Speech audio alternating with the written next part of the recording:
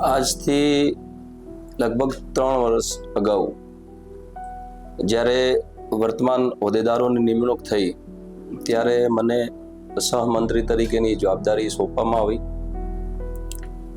ત્યારબાદ મેં મારી જવાબદારીને નિષ્ઠાપૂર્વક નિભાવતા મને એવો વિચાર આવ્યો કે આ સમાજની અંદર કોઈ પણ વસ્તુ કરવા પાછળ કંઈક ધ્યેય હોવો જોઈએ.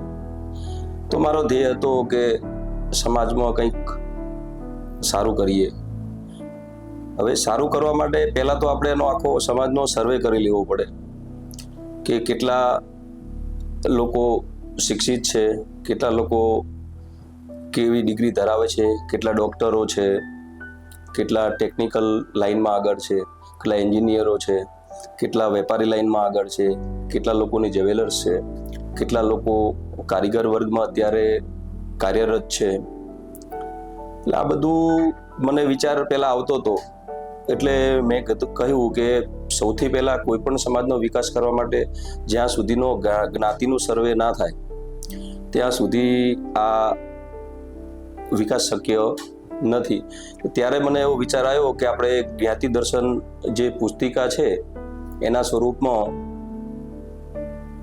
સમાજના યુવાનોનો સાથ સહકાર લઈ અને આપણે એક આ કામ કરી શકીએ છીએ.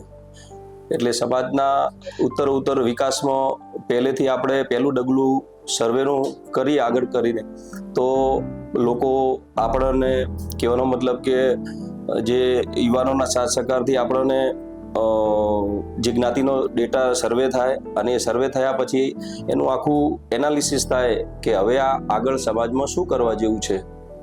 તો એક્ઝેક્ટલી ખબર પડે કે આપણને આ વસ્તુ કરવા જેવી છે. આટલો જ્ઞાતિનું શિક્ષણનું સ્તર ઊંચું છે, ક્યાં આગળ આપણે અટકાયા છીએ, કેટલા આપણા સરકારી ઓફિસરો કઈ લાઇનમાં છે કે નથી. તે આ બધો ઘણું બધું આની અંદરથી મળી રહે છે જ્ઞાતિ દર્શન થ્રુ.